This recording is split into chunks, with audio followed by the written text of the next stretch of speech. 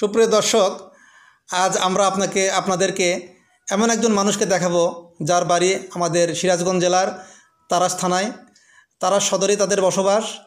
তার নাম ইদ্রিস আলী।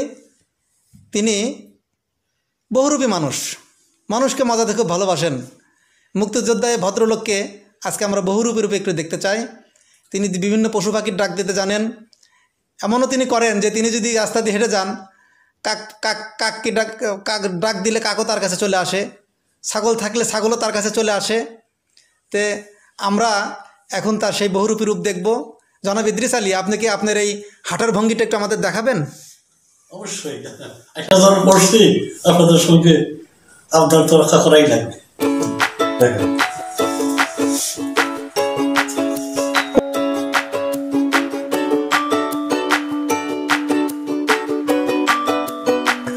এখন আপনি আমাদের সেই ঐতিহাসিক ছাগলের ডাকটা একটু শোনাবেন কি দয়া করে দর্শকদের উদ্দেশ্যে?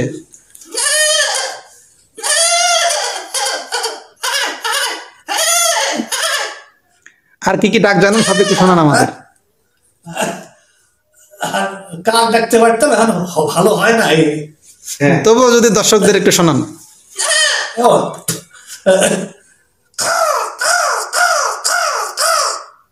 আর কি কি ডাক জানেন? জানি না। ধন্যবাদ আপনাকে।